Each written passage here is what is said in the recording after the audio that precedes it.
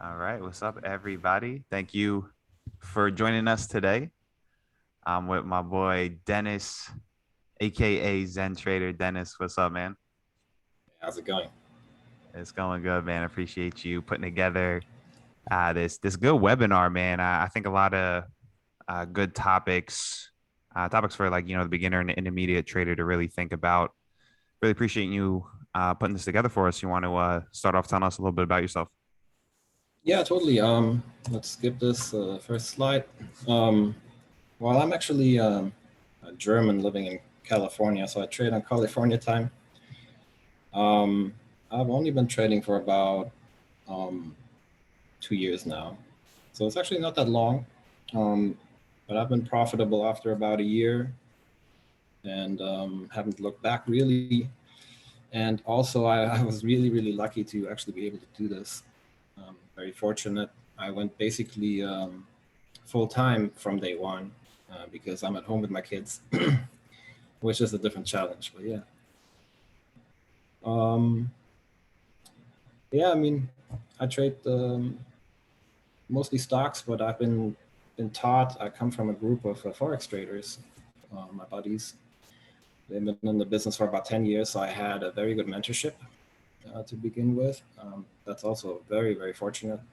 So I was able to adopt not only a bunch of those methodologies and setups, whatever they're using, but also a good mindset that I adopted and just the way, you know, you have to think as a trader and all the little things you got to do around it. So yeah, I was very fortunate. I had a very good teacher, very successful trader Uh, from Trade Society. I don't know if you guys know Trade Society, Forex guys. Yeah, that's about me. Dennis, let me ask you because I know we first kind of like bonded over. We both have a background in poker. Yes, poker. Is poker kind of what led you into trading, or you could kind of tell us just how did you stumble upon trading? um, yeah. So the thing is that I have been playing poker for a living since college, right? So I played for about 7 8 years for a living, and that's how all my friends went from poker to trading actually. So they all transitioned, and back then I was sort of with them a little bit, do some algo trading, whatever, and but they kept going, and I kind of didn't really get into it. Then I moved to the US, many years later. Life, a few curveballs in my life. And finally, I had kids, and the kids got a little bit older. And my buddies over the years kept hitting me up like, hey, why don't you join our group? Join our Slack group, whatever.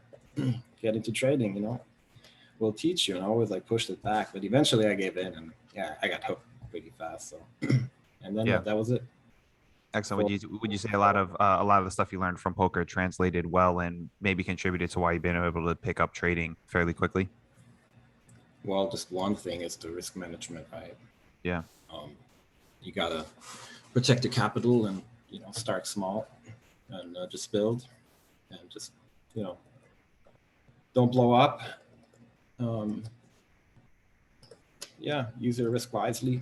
Those are the biggest lessons. I mean, and that's what's crucial in trading. Obviously, is risk management. Otherwise, you're just not going to survive. absolutely. All right, let's dive into it.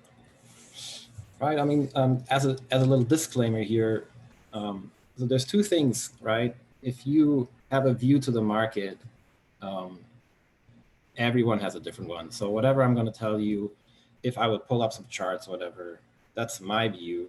It's not anyone else's.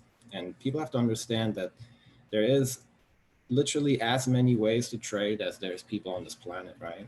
Mm, And on the other hand, um, there is also a different journey that everyone has. And what I'm presenting to you is more of my journey, obviously, which I have adopted from my friends, but obviously made it myself as well. So obviously, everyone has to go their own way. And what you obviously can do is then just pick little things out what other people do and build your own little path. But it's just really very individual. And then I think what this whole webinar is about too is that I like to make a big distinction between learning how to trade from a methodology part, like the technicals of it, and from basically what's coming from within you, that uphill battle that you got to fight. Yeah, and actually the title, To Trade or Not to Trade, is just literally, it's very literal, right? If you look at trading, how much do you actually trade? I mean, everyone should ask himself or herself that question. How much time do you actually spend executing and trading, or spending time in front of the screen waiting for a trade, versus what all the other stuff you're doing besides, right?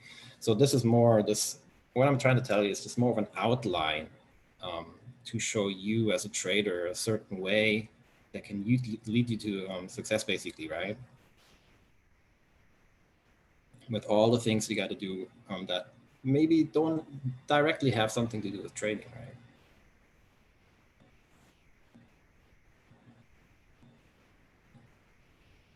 I don't know, maybe you guys ask yourself the question, how much am I actually trading? Is it like 80% trading, 20%, learning and doing other stuff?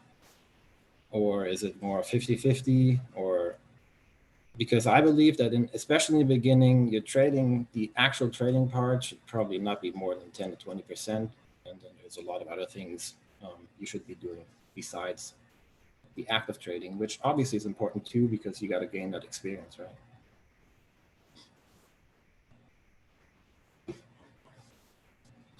You got anything to add to that, Ray? No, I think that's very, very well said.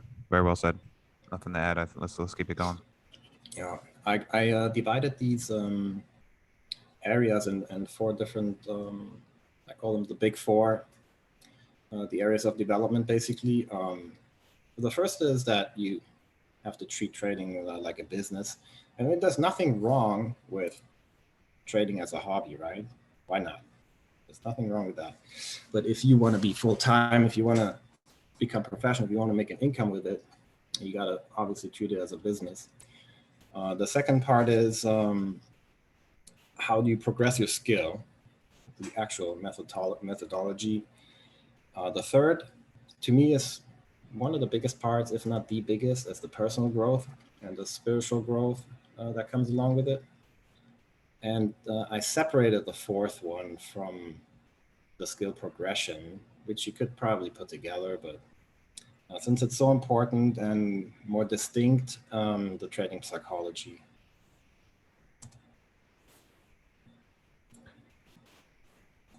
Yeah, I think Dennis, before we get going, I think like to touch on like the spiritual growth part, I almost feel as if like I was like drawn to these pursuits for spiritual growth almost, and yeah, I mean this has impacted my personal life, probably just as much, as a career. Yeah, from the very beginning, I made this one of my premises is that trading for me is a vehicle, nothing else, a vehicle to growth. And if I make money along with that growth, great, right? If I don't, if I fail for some reason, I still grew and I'm still happier and still become a better person, right? And I think that's something that people should think about. Definitely. It's not just about the money, yeah. And you will become a better trader too if you grow as a person. And it's very deeply connected. Very deeply connected. They go hand in hand. And before we move on to Dennis, I have a question from Revelator, or maybe it's a statement, but I think I would like to hear your opinion on this as well. Thanks for the question, Revelator. He says, as a husband and a father, it's difficult to spend what he feels is enough time in front of the screens, maybe 3 to 4 hours per day. Yeah, I wish it was only 3 to 4 hours. It's definitely more than that for me, especially in the beginning. I mean, you have to put so much work in the beginning. I'm fortunate enough to have a babysitter doing market hours or most of the market hours. And then I just make time, you know. The kids are still young, they nap, but it's definitely, as a husband and father, a little bit of a different story. Yeah. To me, it was also a bit of a boot camp sometime. When I started out, I traded off the kitchen table while the kids are eating breakfast and did my thing. And you know how this can go. It's not really Mm-hmm. not really fun. Yeah, and I think everyone's situation is different too, Revelator, Yeah, and yeah, just totally. you work within um your life, your lifestyle, your family, etc. And with trading, and I think this is a hard concept, at least it is for me, Dennis, is like trading, you're not competing with no one else, it's with yourself. Yeah, And so don't compare yourself, oh well, he can put in X amount of time, I can't. Just look at it as in doing the best you can and progressing within yourself. And I think yeah. that's the mindset you go into it. And that's also a point that I'm going to touch on later. How just to manage your time. That's very important, and that is something that I spent a lot of time with. How to organize myself, how to become more efficient, to have that time, extra time. There is always room. You can always make more time. Yep, Just got yep, to for figure sure. out how. Just Yeah, figure out how. let's talk about trading as a business. I mean, the core of your business is basically how you trade, right? But I mean, just to say it again, whatever we're talking about right now, almost every single one of these points here, you can make a whole webinar about, right? So I just want to touch on these and give you a structure, what you can think about, and go from there and find out yourself. So obviously you got to find out what are your strengths and weaknesses. How do you want to trade, right? The general market philosophy. How do you view the markets? What's interesting to you? What market in general, right? How much time do you have? Which is what we just talked about. What's your life situation? A lot of people obviously have jobs, so you got to figure out, how am I going to even have time to learn how to trade or to trade? A lot of people would start out swing trading, for example, right? Which is a pretty good idea in the beginning. You got to do your diligence and browse through the internet. I mean, there's everything out there. Everything you need to know is out there. But it's good to have a mentor, or if you can't find a mentor, which is obviously pretty hard, who you're going to model, right? You obviously stay away from the gurus that charge you, but there's so much free information out there. What speaks to you is pretty much the most important aspect there. What do you like? What fits your style, personality? A big part of trading, obviously, in this regard, is back testing and just having valid data. So you just don't want to go out there and trade discretionary. Probably not the best idea, especially in the beginning. And once you have figured all this out, you obviously need to write some sort of a business plan, which would include something like a detailed description of your trading setups. Like, how do you select your stocks? What indicators are you using? What are you basing your trades off, like technical analysis, something like that? What are your entry criteria? I have, pages and pages per setup for this, for example.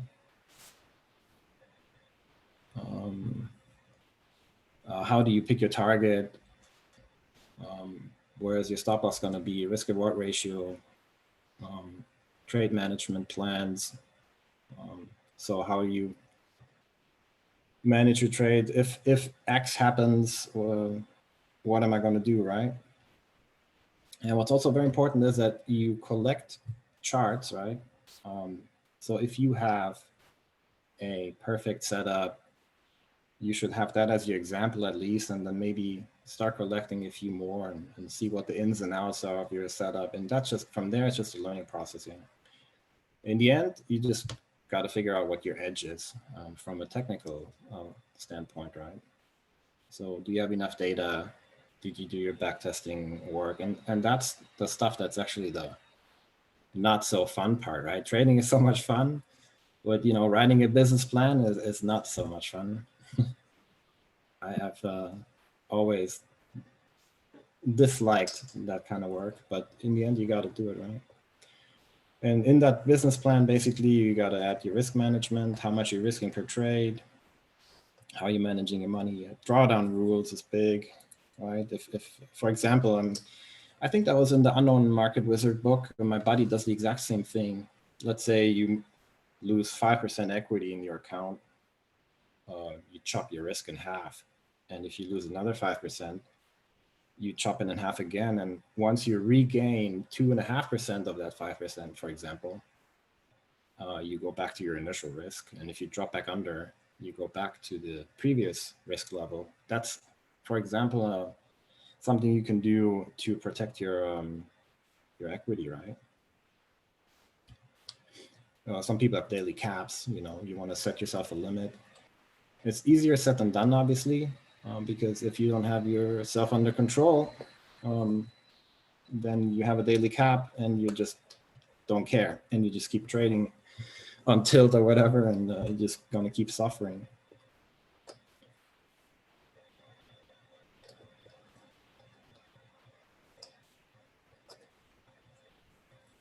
All right, let's look at the next one. Yeah, that's still the same for the playbook, and you guys call it playbook, right? I call it business plan. I have a set of contingency plans, for example, as well, which is pretty interesting. So if there's anything bad happening, like your Wi-Fi goes out, for example, which is the part here out of control, right? Or your broker has an outage, what are you going to do, right? You need obviously a plan, because if you get caught offhand or offside, it'll cost you time and money. So just like in any business, you need a plan for pretty much everything. You got to think this through over and over and over again. And if something new happens that you haven't encountered before, you got to write it down. You got to find solutions for these issues, right? For example, if you have a Wi-Fi outage, what I do is I have obviously the app or shortcut for the browser on my phone, which I can then liquidate my position. Or you do like a quick dial for your broker. You can call in, right? You're never fully protected. I mean, these things, they cost money sometimes. It is what it is, right? It's part of the game. But it's just really good to have a plan, right? So you're confident, you're not panicking. Very, very important. And then environmental, obviously, psychological. This is a whole nother story, the psychological part, for example, right? I don't know if some of you have read the Jared Tendler book, for example, where he tells you to map your emotions during trading, which is extremely amazing what he's done there. So you're basically a little off topic now. I write a little life journal while I'm trading, and I write down how I feel, right? And if some words come up like upset and then they keep progressing, you got your warning signs, right? That's in control, and then you can catch yourself if you're just a little emotional about everything, and maybe you stop trading, take a break, something like that. Environmental, obviously, where's your desk? What are you going to do? How are you going to create boundaries with your family, things like that? I think Dennis, if I could chime in with the journal, I think journaling has been like a huge thing for me personally.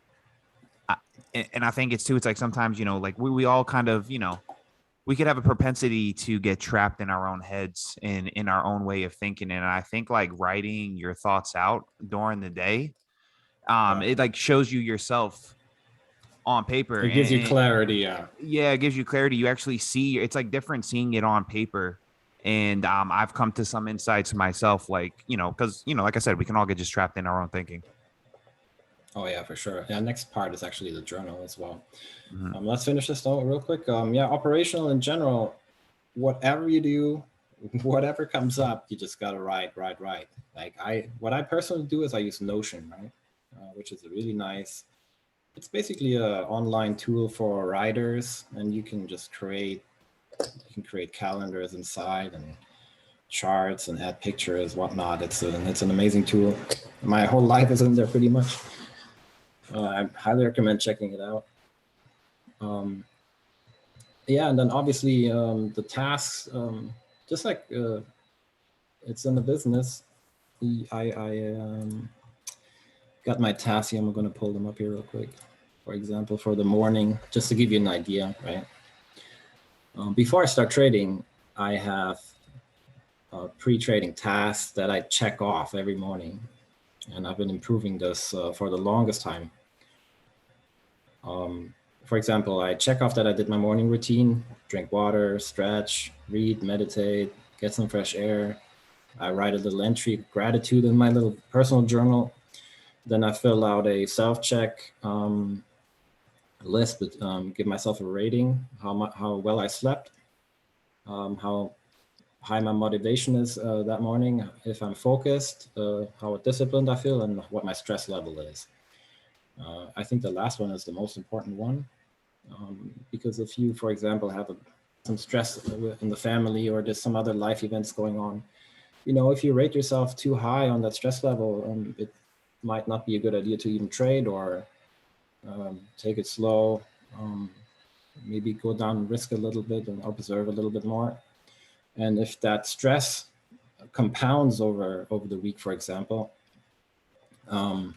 obviously it's very advisable to maybe take a day off or two, yeah, and figure your stuff out first, because all that stuff is going to kick you, come back to you. Yeah? All right, Dennis. We have I got two questions from Raz. I don't know if this is Yeah. appropriate time to ask them, but we'll jump into it before we get too much more into it. Of course, this guy he's always asking poker related questions, but we'll go into it. One's about risk management. So how do you manage drawdowns or downswings, as they call it in poker, when you are now full time as a trader? How I'm managing my drawdowns trading? Yeah, yeah. Yeah, just like I explained it. Mhm.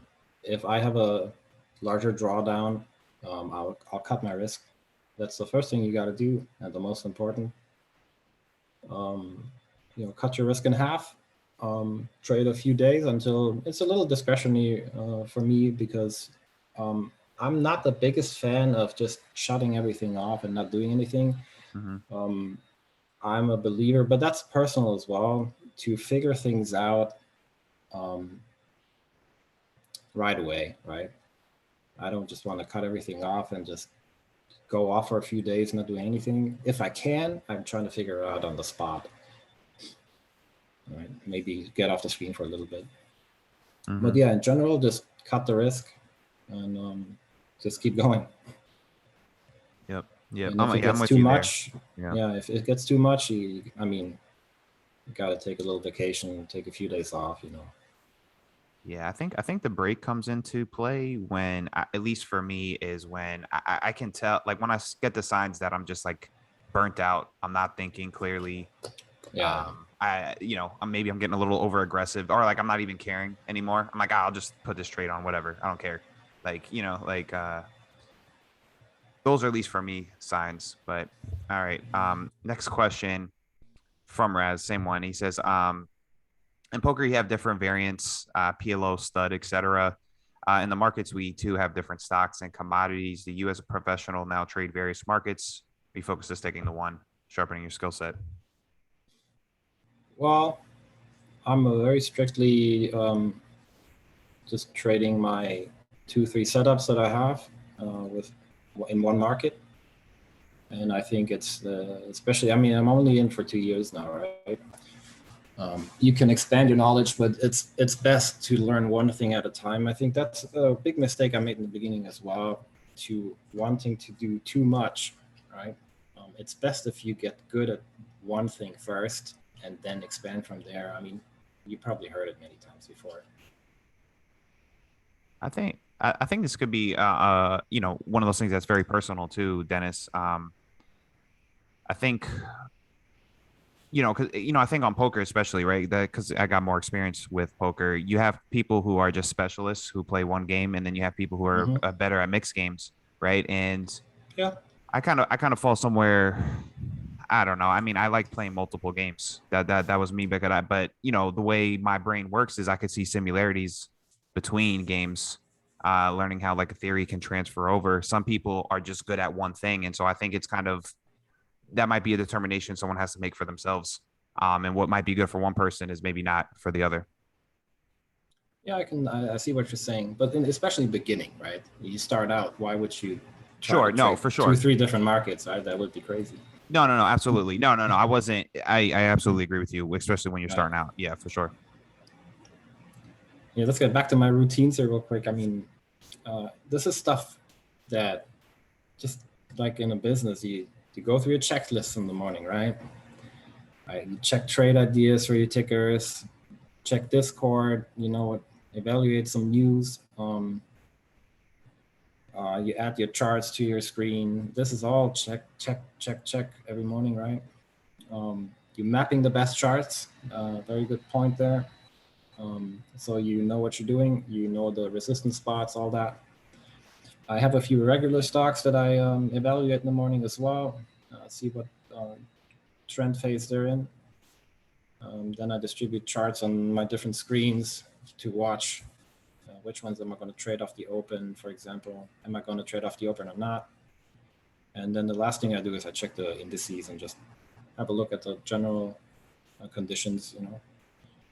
Then I write my intraday journal, and after trading, I double check my trades, make sure I have a stop loss or profit area set. I don't take a lot of trades overnight, but I add my profits or losses to my calendar. I write a little report. I add the screenshots that I took during trading.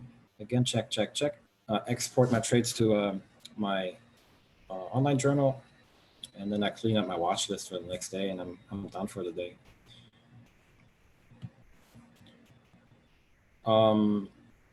Yeah, and then obviously the money management, what expenses you got, all the little subscription-based services. You got to keep an eye on your money, obviously. Got to figure out taxes at the end of the year. And I think it's good to have some sort of a mission, a vision. I don't know, for the ones of you that are maybe entrepreneurs or in a business where this plays a role. You know what I'm talking about, right? You want to have an idea where you want to go with this, right?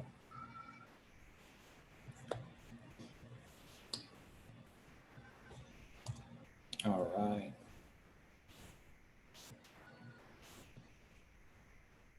There's my daughter screaming in the background. Yeah, in terms of the journaling process, I did that extra because it's so important. And I'm sure you guys know that, how important journaling is.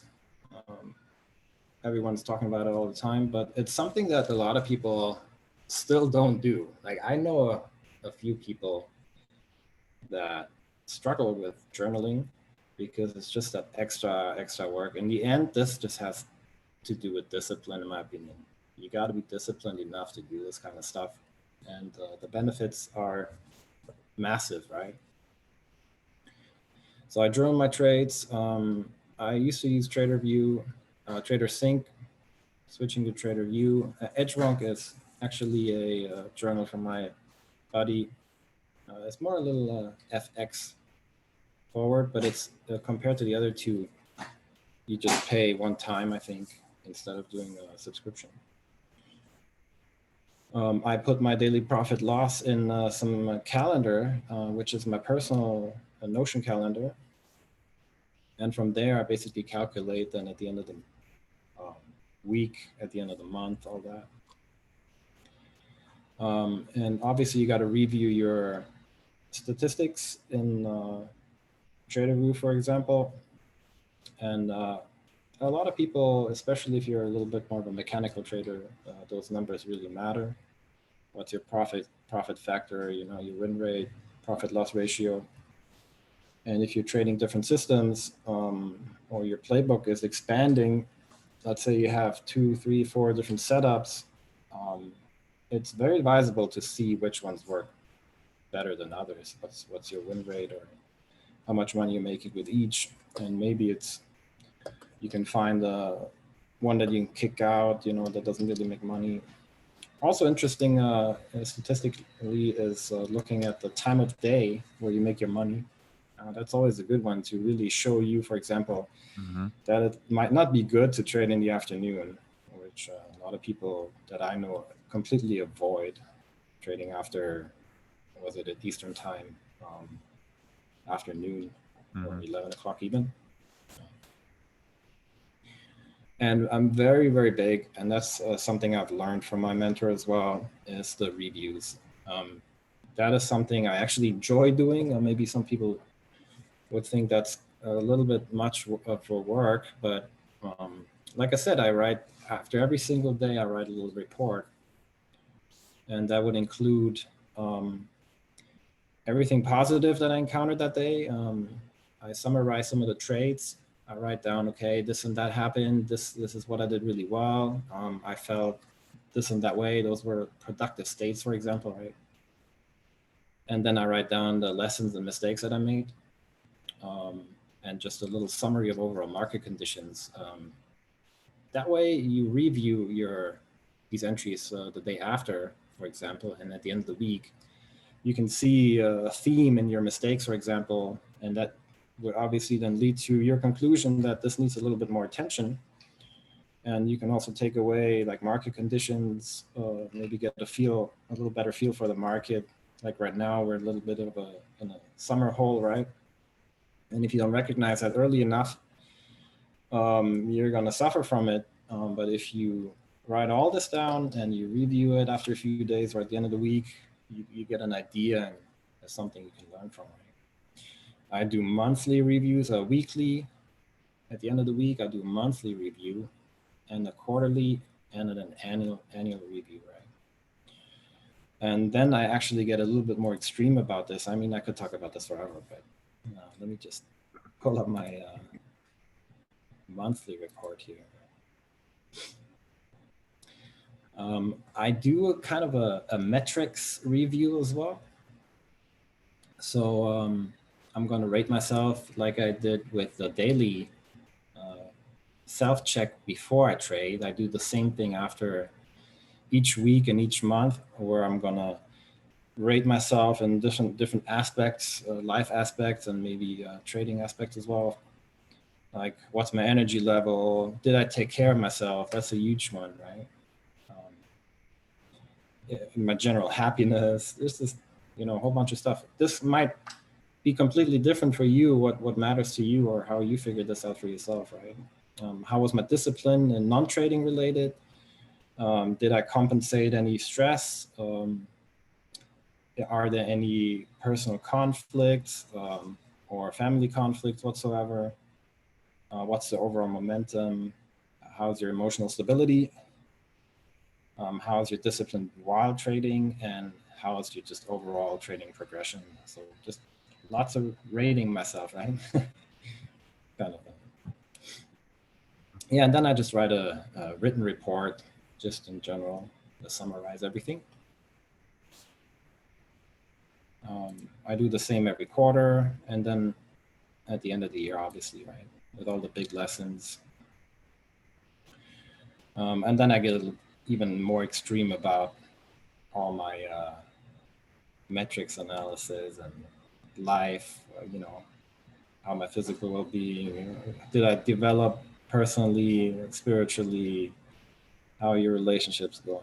I mean, you can go very extreme with this, but I like this. This is just pure progression, right? This is pure growth. And if you want to grow as a person, you have to write, you have to review, you have to think about it, right? All right, that's for that. Absolutely. Yeah. I mean, I would just say, like uh, obviously I love the detail and all the nuances and all the depth that really goes into this. And I think for people who don't trade full time, just to, just to see how much effort and thought you put into this, in that like people a lot of times people come into trading with like no respect for the game. You got to respect the game and respect the amount of effort that professional traders put into it. So people think, some people just come in and think they can win right away, and it's not that easy. And just have respect for what you know people who make a living doing this, the amount of effort they really put into this.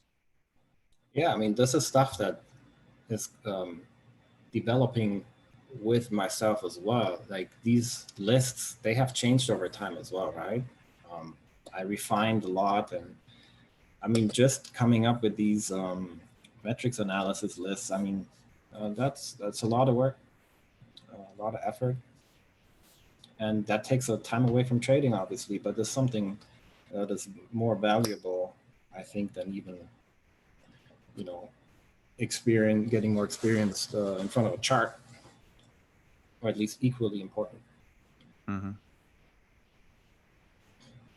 Well, when it comes to progressing skill, which is basically methodology, right?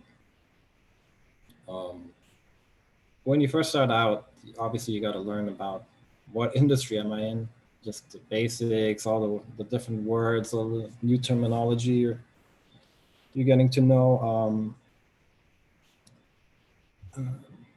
And then what JJ always is preaching, besides technical analysis, what's really important is to actually figure out what is driving a market, right? What is driving the price? What is the purpose of the price move? And that's actually a huge one, because a lot of people think, okay, I'm going to learn technical analysis. I'm going to trade breakouts or whatever, which might not be the best idea, because trading breakouts is really difficult to do profitable, because there's just too many fake outs, and you got to understand why is this fake out? What are the market makers doing? It's really good to just I'm just gonna touch on these points because most people know, right? You got to learn about technical analysis. You got to learn about wave theory. At least know the basics of it. Very helpful in my opinion. And then just chart reading skills. I mean, that's something my mentor was always telling me. Daily chart is king. Just spend time in front of a chart, right? Not a live chart. Just look at the chart. Just read the chart. Get an idea of it. How am I looking at these charts, and knowing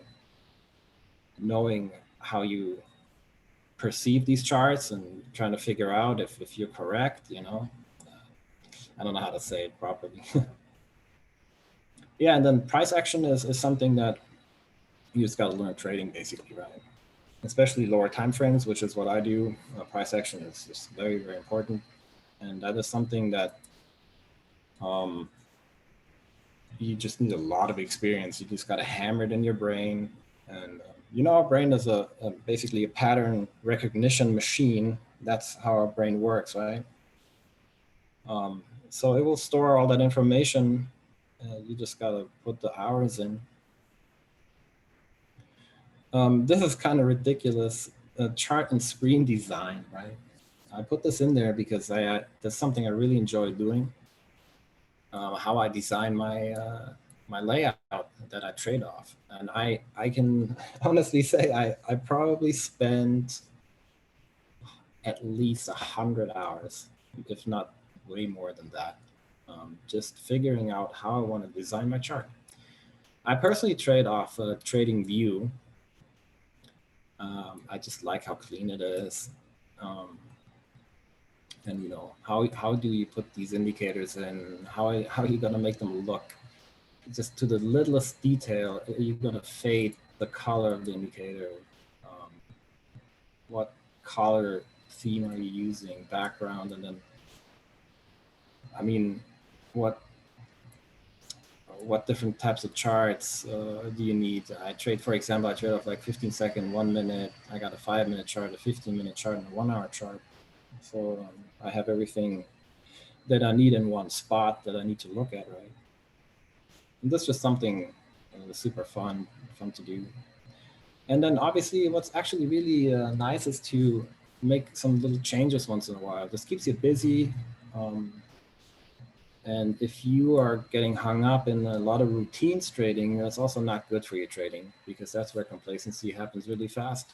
So, just to mix it up and have some fun, just change the colors of your layout, right? Just to have it look a little different, maybe it'll stimulate your brain a little bit more. Yeah, like I said, experience is very important. And I don't know, I put a lot of hours in, but I'm sure there's people out there. I watched this interview with what's his name from Unknown Market Wizard that you did an interview with. It was like one of the earlier episodes. Jason Shapiro, maybe. Shapiro, yeah, where he's like, yeah, I spent 18 hours in front of the screen every day. Yeah, crazy. Mm-hmm. Yeah. Oh, yeah. I mean, if you, I think it's like a corny saying, but it's like, how bad do you want it? Like Yeah. it really is. I mean, if you want something that bad, like you'll go through all the pains, the losses, the bumps and the bruise. And if you just stick with it long enough, you'll eventually figure it out. I mean, and hey, it might take you 5 years, 6, 7, 10 years. I mean, some of the market wizards, they said they weren't profitable for 10 years. Yeah. I know. You know what I mean? And so, know. like, just because Dennis got profitable in 2 years, don't compare yourself to Dennis. Don't compare yourself to no one else. It's really, if you want it that bad, you'll endure all the pain and the struggle that come with it. And that's And what I who always try to remind knows? myself. Yeah, who knows if I will stay that profitable? You don't know what's going to come up, how the market's going to change, right? Mm-hmm. So Yep. that is something. This uncertainty, just a part of the game. Just enjoy it while you can, and make money while the market will let you. Mm-hmm.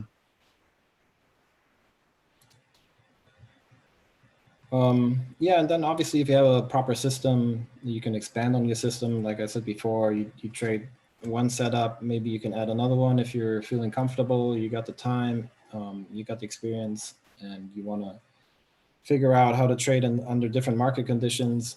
Very important is also your position sizing, obviously, and sizing up. So if you want to scale, you obviously got to compound your earnings. It's very powerful. I mean, you can easily turn a 100% return with proper compounding into, I don't know the exact math, but 140, 150% at the end of the year. And obviously, it's always good to stay on top of your system to see if the market is still okay with that system and how it's performing over the weeks and months. And if you maybe need to make some small refinements on it or something. Very important, like in terms of journaling, of course, that you review your trades. I do that every day as well. I go through my trades again, and at the end of the week, I go through those charts again. And that way you can see if there's any areas where you need to improve upon a little bit. Yeah, and if market conditions change, obviously it's not good if you system jump, right? If you have the statistical data and you're staying on top of that, and your system doesn't work for a few weeks, it doesn't mean that it's broken, right? And that's where a lot of people, I think, jump ship too fast. Maybe you should stick with it, I don't know, Ray, have you you backtested everything on trade ideas, right? Yeah. I don't know how you did it. You backtested basically watch list, and then your trading is then this discretion Yeah, part, right? yeah. So I like to back test. I like to think of myself as kind of like hybrid, right? I back test strategies to to a certain profitability. So like I can in essence probably just auto trade the scan, but I don't do that, right? I backtest a strategy to a certain profitability, and then from there's when I use my discretion, from the scans. And that's just my style. Like especially as I started developing in my poker career, I was using a lot of software, and I like having strategies rooted in math, and you know that's just my style. Yeah. Yeah, I just see Steve saying here, this Revelator can only put in 3 to 4 hours daily. I actually, my buddies are mostly, they're just trading the open, right? Hour or two, and that's it. If you got a system down for that, that's all you need to do. It's kind of rough to, like what you do all day, Ray. You sit on, you do the entire session, right? I mean, Yeah, I do. I mean, to be fair, I don't initiate many trades in the afternoon. yeah. You know, I'm usually done probably by like 11:30 initiating trades, but yeah, I watch the whole day though. Yeah, and in general, I mean, when it comes to this, my last word on this progression part is, it's not that easy to get your hands on quality information. Actually, I don't know how you see this, Ray, but there is not a lot of super high quality information out there, and you Hmm. know, a lot of traders obviously want to supplement their income. They put all this stuff in a course format and sell it to you, so they have a little income stream next to their trading. Hmm. But all this information is out there for free. And let's skip to the next page. Yeah, I have a nice book that I've started reading. It's called, I think Steve has, Steve always recommends one in there as well. I forgot the name of it. Technical analysis on different time frames or something, right? Oh, I but like yeah, the, probably the one by Brian Shannon, I think. yeah, I like Trader Construction Kit by Joel Rubano. It's a really good book.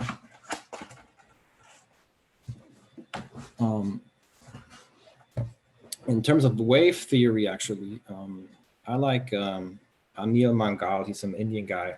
He used to be really big on TradingView until they kicked him off for I don't know exactly what he did, but he had the biggest following on TradingView of all. He's really good at wave theory. If you want to look him up, it's really good stuff. I don't know how much time we have left. We're in 45 minutes, Ray. How do we want to do this in terms of maybe splitting this in 2 sessions? Yeah. I mean, if you want to go for another 15 minutes, maybe, or whenever you deem you think is a good stopping point, and then yeah, we can make this a two-part series. Yeah, we're about through half the slides, maybe a little bit less. So just start on this topic and go from there. Okay, sounds good. And I think I'm sure yeah. yeah, no, I'm just seeing, we got a conversation going in the chat. I think Uh-huh. well, Steve, first off, asking you to discuss the importance of back testing versus trading on the fly. I think for me and Dennis, I'll let you answer it. I think people very like underestimate. I mean, especially if you're just a purely discretionary trader, I think people underestimate the amount of noise that you even get within your own results. So I think trying to be as systematic as possible. And when I say systematic, I'm not even necessarily referring to backtesting, though I like to backtest as part of me systemizing my trading. You want to keep all the variables the same so you can actually review yourself and get meaningful results. Um, at least for me, that's how I view it. Hopefully that was clear. I don't know. Was that clear, Dennis? Yeah, I mean, there's a lot of problems with backtesting as well. It's just Sure. this two-sided sword. Obviously, I'm not a big backtester. I don't like the act at all. I do backtesting on the chart, more like forward testing actually, and I'll just figure it out from there. I don't like backtesting. My buddies are big backtesters. Algo traders, you know, that's all they do is backtest. Um, Especially one of my friends, but yeah, it's not really my thing. But you're very systemized though with your trading. Yeah, I use both. I am more of an intuitive trader, um, but I have specific rules for my trades, and I know exactly what setup I'm looking for, right? And the discretion comes in actually after I'm in the trade, right? See how I'm going to go with the price action. But yeah, my parameters are fairly strict on what am I looking for here.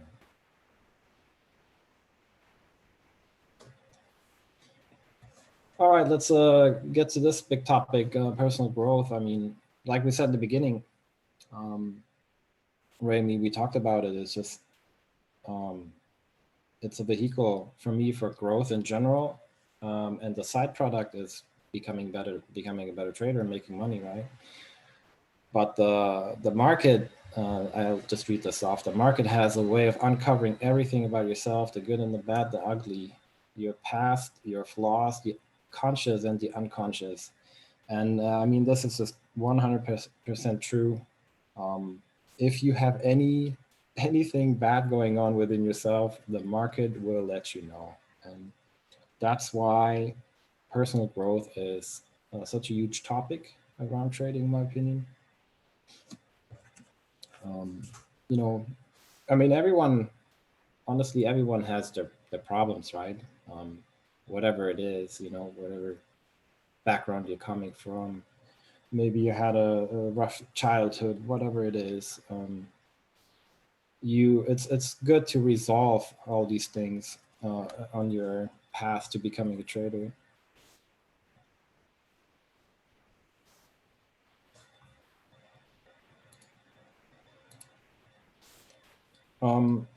In general, I mean, it's just really important to basically know yourself, right? And that is maybe a task that is not that easy. Especially when I was young, I had no idea what I wanted to do or who I am whatsoever. And eventually come to terms with who you really are and what you want from your life, right? What's really important in your life. Obviously, you have a family. That would always come first. My personal statement that I have on my very big on my writings about what my goals are is family, health, wealth, and that's it. Right? And that basically feeding your belief system then, right?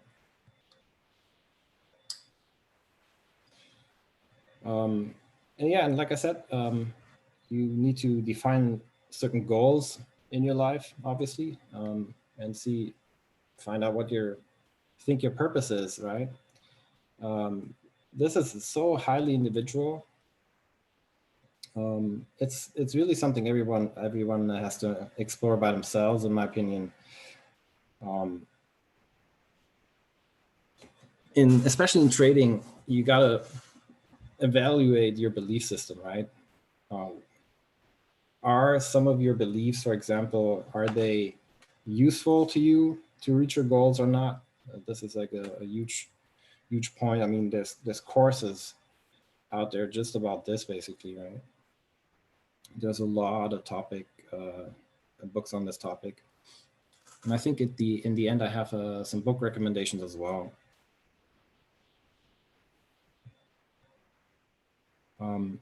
Like one belief, for example, right, is that everybody can change, right? You can pretty much be whoever you want to be. You can become whoever you want to become. It is possible, and the only restriction you have is the one in your head. That's a very, very useful belief. And another belief, for example, that I have, I'm trying to adapt, is that no matter what happens, I mean, you're going on this trading journey, right? You want to become a successful trader. You got to understand that you're going to be fine no matter what, right? If you attach your personal happiness to your trading success, you're going to be in deep trouble. Mm-hmm. Yeah, deep trouble. So you really got to understand that this isn't everything, right? You're perfect the way you are. Everything is going to be fine.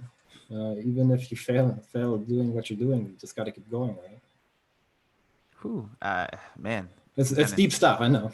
That's yeah. I mean, that really hits home for me because that Yeah, was one of the things that I've had to overcome that I think I still like battle with yeah, is that like I'm a separate person from my success yeah, trading or my success poker, my success investing. yeah. I mean, you are a separate person from even the person you believe you are. You know, this is something that's Yeah. getting a little bit more spiritual now. Yep. You are not you. You're not your thoughts. This is another point I'm going to touch on. You know, this is all the teachings out there. If it's whatever religion it is or spiritual teachers, they're all going to tell you the exact same thing. You are not what you're thinking, right? Um, yeah, you're perfect the way you are. You just got to know you're going to be successful no matter what. And if you believe that, and you got really a really good chance. You just got to get from A to B, basically, right? Mm-hmm. I put the resource in here, this Future Self course. It's by Benjamin Hardy. It was recommended to me about a year ago or so. Really nice course. It's just something you do. It's free. It doesn't cost anything. He just did this to promote his book, which I haven't read. I just did the course. It's something you can do like 10, 15 minutes a day. Very, very nice. Nicely done. It gives you a little task every time to write down, reflect on something about yourself or your past, things like that. Touches on some morning routine habits, all these kind of things that are going to be helpful. And also, one of my favorite books of all time is Essentialism by Greg McKeown. I don't know if you've read it, Jay. No, no, Ray. I Did I haven't. I'll just have call you to. Jay? Yeah, I'll have to check that out. No, no, I haven't. It's literally one of the best books. Absolutely amazing.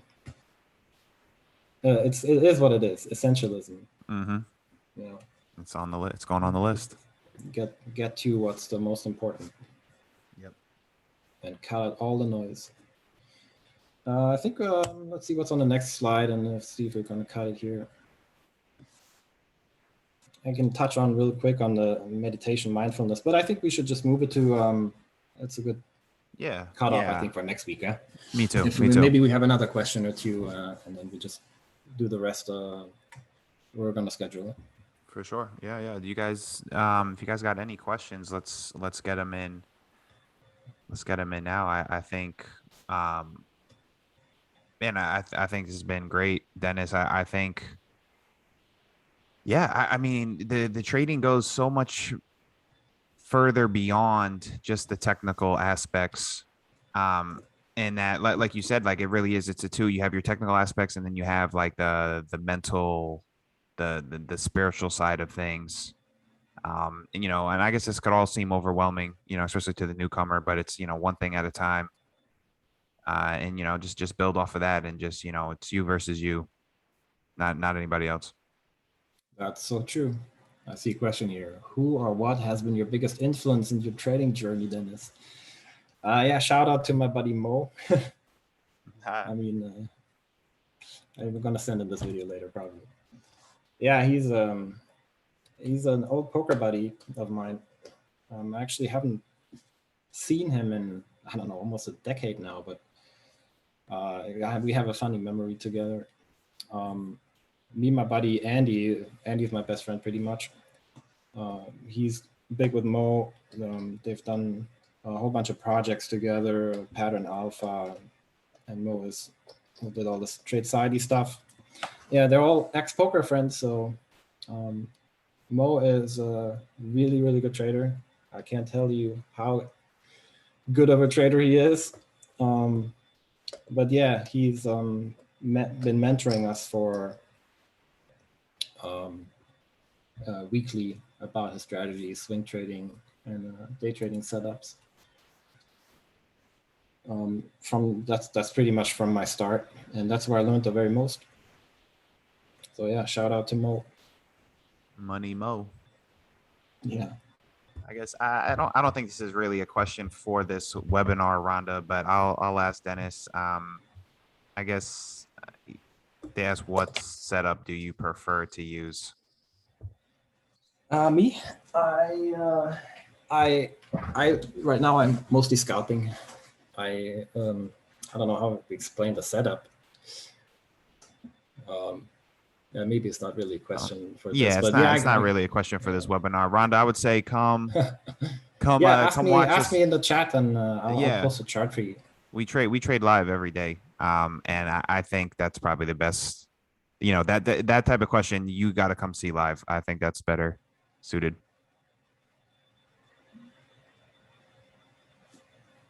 All All right, right, are we there any more other questions?